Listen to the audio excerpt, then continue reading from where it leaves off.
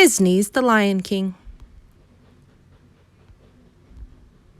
Disney's The Lion King, adapted by Don Ferguson.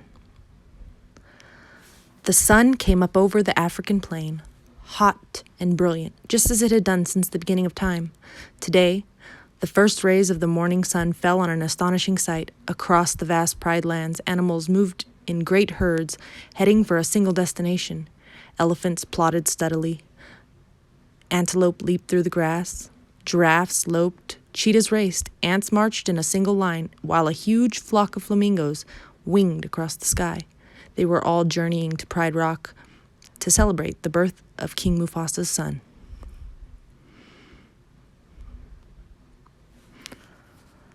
Above the gathering, on the top of Pride Rock, Rafiki the wise, old mystique, approached King Mufasa and Queen Sarabi. He cracked open a gourd, dipped his finger in the liquid, and made a special mark on the infant's forehead. Then he carried the cub to the edge of the rock and held it high. A loud cheer arose from the plain.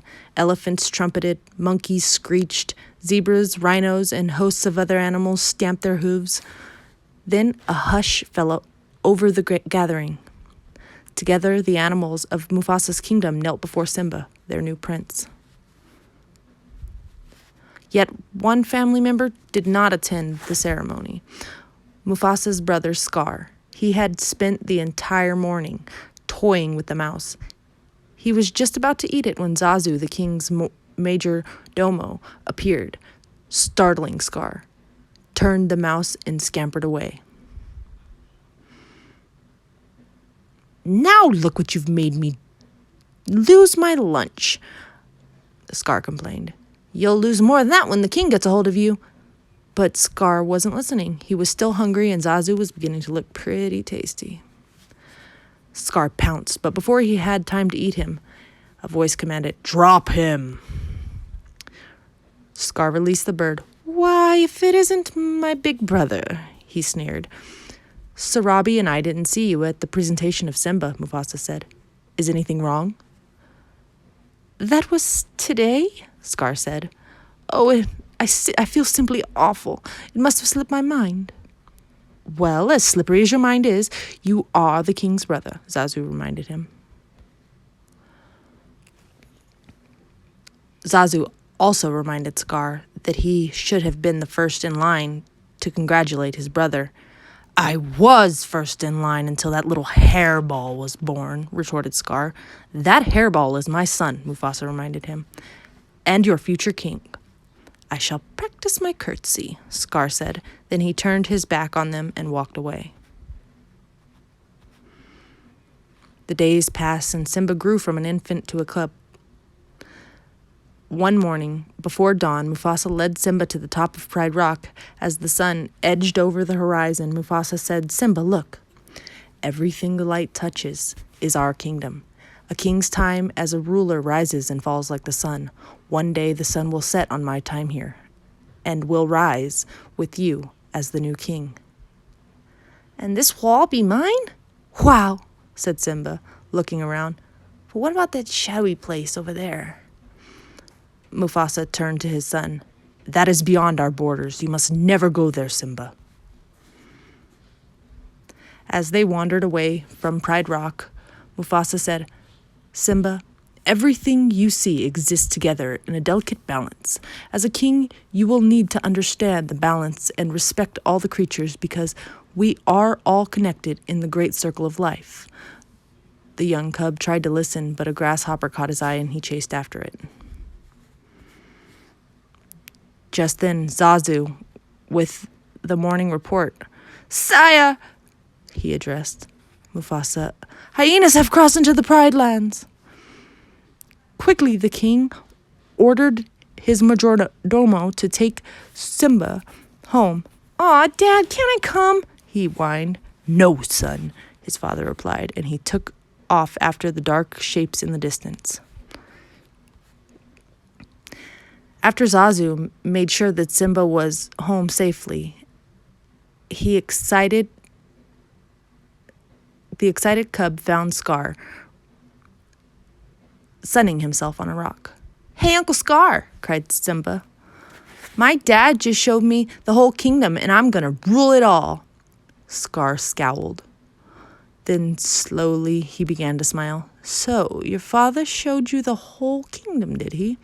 Did he show you what's beyond the rise and the border? No, said Simba. He said I can't go there. And he's absolutely right, Scar replied.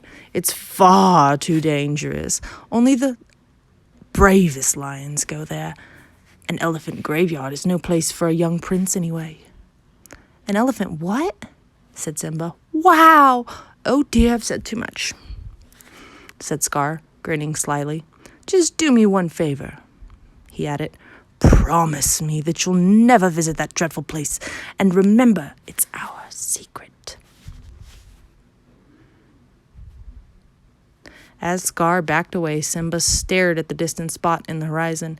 He had no idea that Scar had cleverly set a trap to rid himself of the future king forever. Simba knew that he would be disobeying his father if he went into the elephant graveyard. But hadn't Uncle Scar said anything that only the bravest of lions dared to venture there? Wouldn't Dad be so proud if he had a brave cub? Thought Simba. Soon after, Simba went in search of his best friend Nala. He was happy to find Nala with her mother, Serafina, and Queen Sarabi. Mom, he said to Sarabi, I just heard about a great place. Can Nala and I go? Where is this place? Simba, his mother asked. Oh, near the watering hole, the cub fibbed. Uncle Scar said it was a secret. After all right, said Sarabi, as long as Zazu goes with you. Not Zazu, thought Simba. He spoils everything. As Zazu led the way, Simba whispered to Nala, We've got to ditch him. We're not going to the waterhole. We're going to the elephant graveyard. When Zazu looked back and saw them whispering, he said, Just look at you two. Your parents will be thrilled. One day, you two are going to be married, and it's a tradition. Marry her? Forget it, said Simba. I can't marry her. She's my best friend. And besides, when I'm king, I'll just do as I please. And Zazu shook his head with an attitude. With that attitude, you'll be a pretty pathetic king.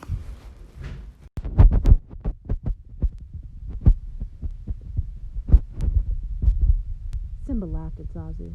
I can't wait to be king, the cub shouted, and he scampered away across the plains. Nala followed, and the two of them darted in and out of the herds and escaped from Zazu.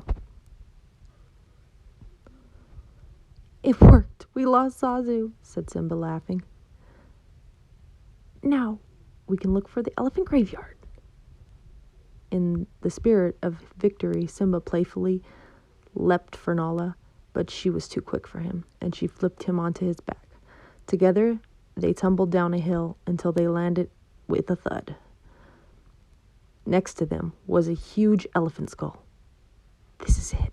We made it, said Simba. Wow, exclaimed Nala. It's really creepy. Come on, said Simba. Let's go check it out. Before they could climb into the skull, Zazu caught up with them. We're way beyond the boundary of the Pride Lands, he said. And right now, we are all in very real danger. I laugh in the face of danger, said the brave lion cub. Ha ha ha ha. Ha ha ha ha, replied the elephant skull. Then out of the skull, cavernous eye holes, popped 3 slobbering hyenas. Well, well, well, what have we got here? Said one hyena. I don't know, Shinzy, answered another. What do you think, Ed? Ed, the third hyena, just licked his lips and laughed.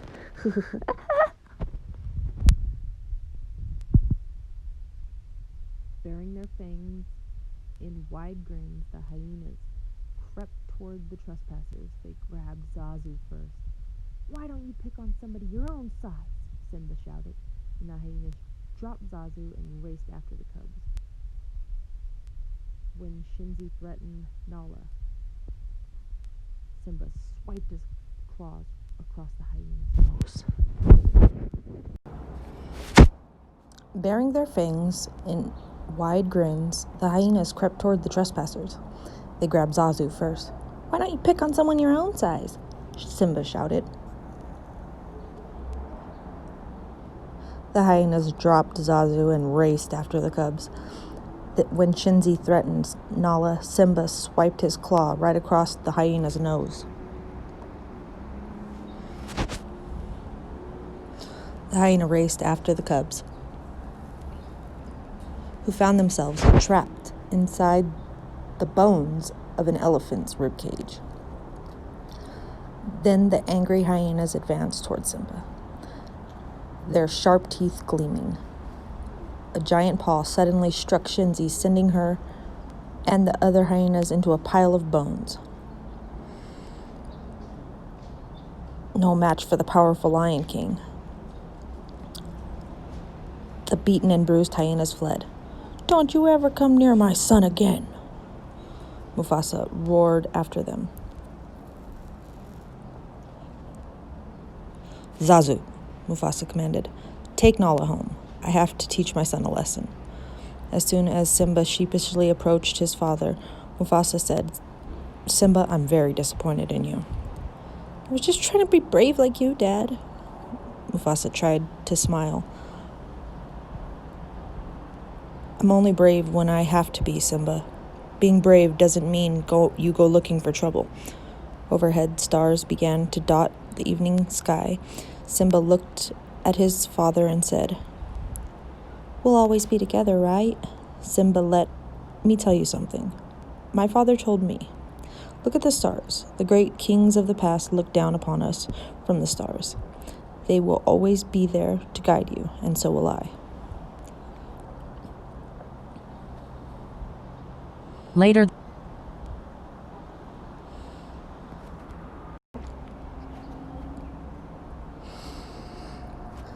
that evening, Scar searched out the hyenas. "Did you bring us anything to eat, Scar, old buddy?" Bonsai asked. "You don't really deserve this," said Scar, tossing them a chunk of meat.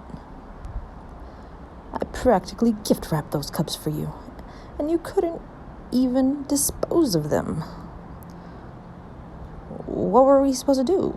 Kill him? Kill Mufasa?" said Bonsai. "Precisely," answered Scar, as the hyenas ate nervously. Scar thought of another plan. This time, there would be no escape for Simba or his father. The next day, Scar approached Simba. "Your father has a surprise for you," he said. Scar led the cub down the steep walls of a gorge. "Will I like the surprise, Uncle Scar?" "Simba, it's to die for. Now wait here and find out," Scar said, leaving Simba behind.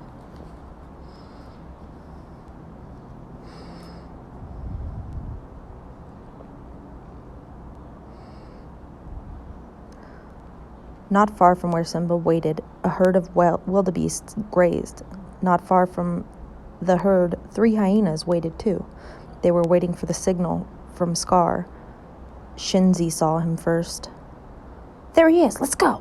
The hyenas ran towards the wildebeest. Sensing danger, the herd panicked and stampled toward the gorge, straight toward Simba. Nearby, Mufasa and Zazu noticed the dust rising in the gorge. "Mufasa!" Scar yelled, appearing from behind a rock. "Quick! Stampede! Simba's down there!" With no thought for his own safety, the king leaped to the gorge and snatched the cub out of the path of the deadly hooves.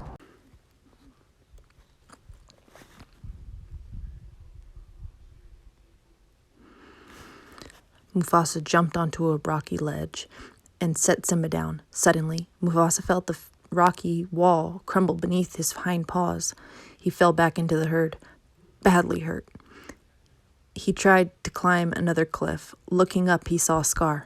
"Brother, help me!" Mufasa pleaded. Scar leaned toward Mufasa and pulled him really close. "Long live the king," he whispered. Then he let go. Mufasa lost his grip and disappeared beneath the mass of moving animals.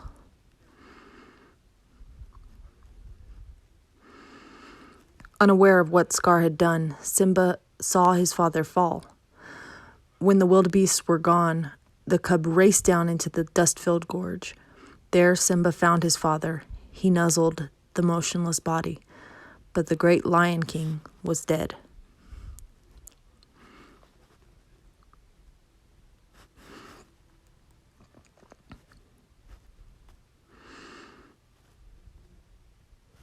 Scar appeared beside Simba. "What have you done?" he said. "He tried to save me," the cub answered. "If it weren't for you, your father would still be alive," Scar snarled. "Run away, Simba, run! Run away and never return!" Confused and heartbroken, Simba began to run. He did not see the hyenas join Scar or hear his uncle give the order to kill him.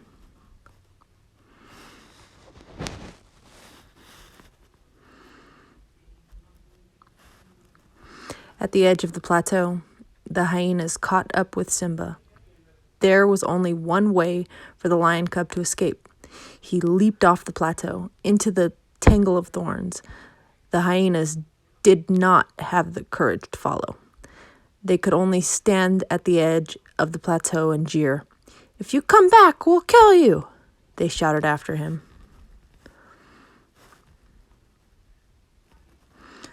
Certain that Simba had been killed, Scar returned to Pride Rock with the news.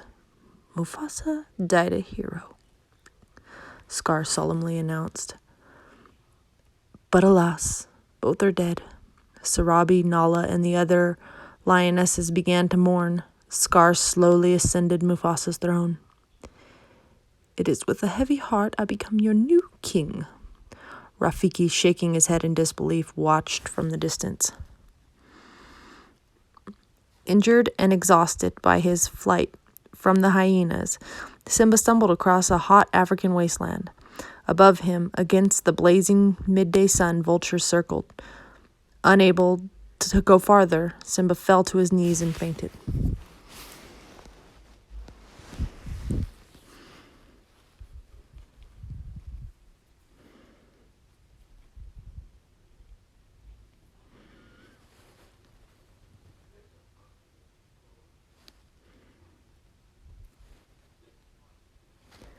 When Simba opened his eyes again, the burning sun and the vultures were gone.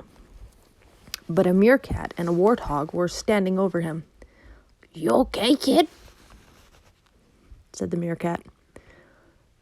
"You nearly died," said the warthog. "We saved you." "Thanks for the help," Simba replied, and he stood on wobbly legs and started to leave. The meerkat called after the shaky cub. "Where are you from?" "It doesn't matter," Simba said quietly. Then he admitted, "I did something terrible and I don't want to talk about it." "Then you're an outcast," cried the meerkat. "So are we. My name's Timon, and this here is Pumbaa. Take my advice, kid. You gotta put the past behind you. No past, no future, no worries. Hakuna Matata."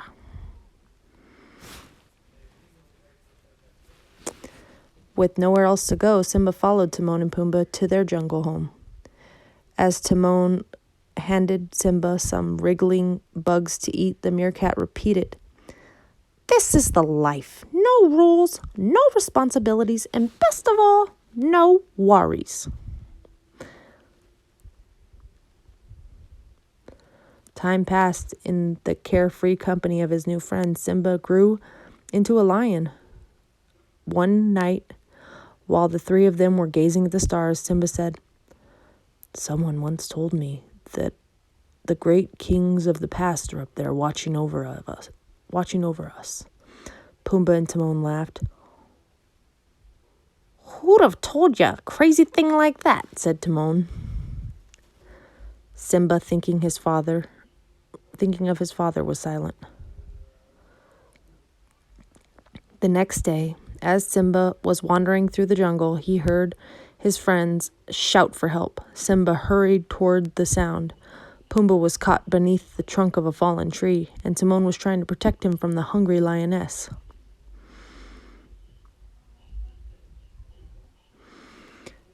As she leapt, Simba threw himself forward and knocked the lioness aside. For a moment, they tussled. The lioness then pinned him to the ground and stared down at him. "Simba?" she said hesitantly. "Nala!" he replied. The lions hugged. Timon cried, "What's going on here?"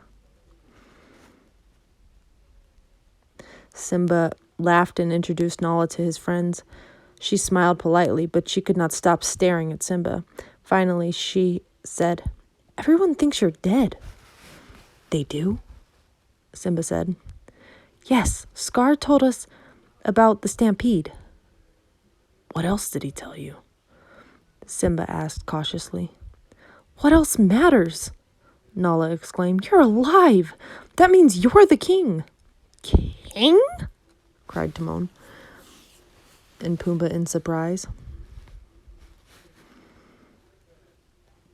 Excusing themselves, Simba and Nala strolled into the jungle. "Scar let the hyenas take over the Pride Lands," Nala said. "Everything's destroyed. There's no food, no water. Simba, if you don't do something soon, everyone will starve." "I can't go back," he insisted. Nala did not understand why Simba refused to accept responsibility to help the pride. "What's happened to you?" she asked. "You're not the Simba I remember." "You're right, I'm not," he said. "Now are you satisfied?" Before he turned to leave, Simba added angrily, "Listen, you think you can just show up and tell me how to live my life? You don't even know what I've been through." Nala called after him, but Simba ignored her. That night, while the others slept, Simba sat on a rock and gazed at the twinkling sky. "I don't care what anybody says," he said out loud. "I won't go back. What would it prove anyway? It won't change anything. You can't change the past." Then Simba heard a strange sound somewhere in the jungle. Someone was chanting in a sing-songy voice. As if from nowhere, the bent figure of an old baboon appeared. "Who are you?" Simba asked, slightly annoyed. "The question is, who are you?" said the baboon. Simba thought for a moment, then sighed. The old baboon said, "I know your father." "My father is dead," Simba replied. "Nope," said the baboon. "He's alive. I'll show him to you. Just follow old Rafiki. He knows the way." The old baboon led Simba to a clear, smooth pool. "Look, down here," Rafiki advised. In the pool, Simba saw only his reflection. "Look harder," the baboon insisted.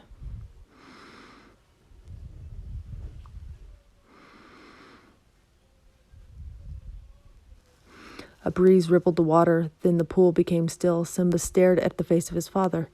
"You see? He lives in you." Simba heard a voice call his name, and he looked up and saw the image of his father in the stars. "Look inside yourself, Simba," said the father's image. "You are more than what you've become. You must take your place in the circle of life. Remember who you are. You are my son, the only one true king. Remember." The vision faded, and Simba remained alone, thinking. The next morning, Nala, Timon, and Pumbaa looked all over for Simba. Finally, Rafiki caught up with them. "You won't find Simba here," the baboon said. "The king has returned." Timon asked, "What do you mean?" "He's gone back to challenge his uncle," Nala exclaimed. Ahead of them, Simba moved swiftly toward the Pride Rock. As he crossed over into his homeland, He saw the ruin and devastation everywhere. For a moment, Simba hesitated. He felt a fresh wind and saw rain clouds gathering in the horizon. With new hope, he continued his journey. Soon Nala joined him, as did Pumbaa and Timon. As they reached Pride Rock, they saw some hyenas. Pumbaa and Timon stayed behind to divert the pack. Nala went up to find the lionesses, when Simba forged on alone in search of his mother. Meanwhile, at Pride Rock, Scar reigned without shame. "Where is your hunting party?" he shrieked at Sharabi. "There is no food. The herds have moved on. We have only one choice. We must leave Pride Rock." "We're not going anywhere," he growled. Sarabi replied, "Then you are sentencing us to death." "Then so be it. I am the king and I make the rules." "If you were half the king Mufasa was," Sarabi began. In rage, Scar struck her and she fell. Then a tremendous roar echoed among the rocks. Scar whirled and saw a great lion before him. "Mufasa?" he gasped. "No, it can't be. You're dead." Weak and delirious, Scar backed away from the ghost. "What do you want?" he cried. "Why are you here? Go away. Leave me alone. Go." Although many years had passed, Sarabi still recognized her son. "Simba," she said quietly, "you're alive." "Simba," Scar exclaimed. Then he glared at the hyenas who had failed to kill Mufasa's boy. "This is my kingdom," Simba proclaimed. "Step down, Scar." Scar laughed. "Well, I would, of course, but there's this one little problem." He gestured toward the hyenas.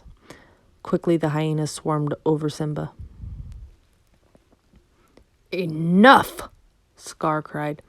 The hyenas drew back, providing a clear path for Scar to approach Simba, who struggled to avoid falling to his death. Scar sneered. "Where have I seen this before? Oh, yes, I remember. That's just the way your father looked before I killed him."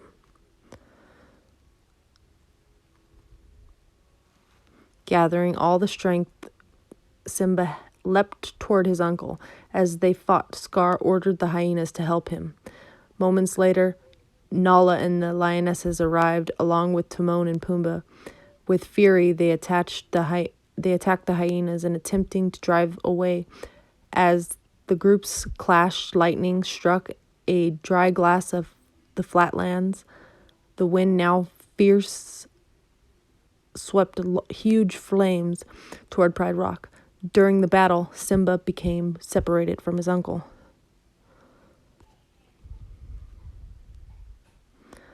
Then Simba saw Scar crawling up Pride Rock. Simba dashed up the steep face, dodging fire and smoke. This time, he trapped Scar at the edge. "Simba, you don't understand," Scar insisted. "I didn't kill your father. It was the hyenas. They are the enemy. Now that you're back together, we can defeat them." "Run. Run away, Scar," Simba commanded, repeating the advice that his uncle had once given him. "Run away and never return." Scar started to slink away, but then he turned and lunged for Simba. Acting swiftly, Simba hurled Scar off the cliff.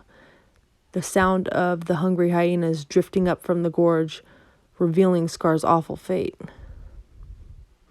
As rain began to fall, Simba climbed the top of Pride Rock. Then the clouds, revealing a star-filled sky, Simba roared triumphantly, and all who had heard him reacted with joy.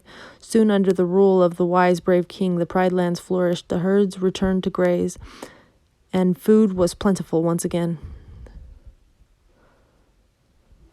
Soon the animals gathered once more to celebrate the birth of the king's son. Simba and Nala watched proudly as Rafiki held their new cub high over the Pride Rock. As the morning sun touched the African plain, Simba thought of something his father had once told him. A king's time, as a ruler, rises and falls just like the sun. One day the sun will set on my time and will rise with you as the new king. Someday Simba would pass on these same words to his own son, continuing the unbroken circle of life.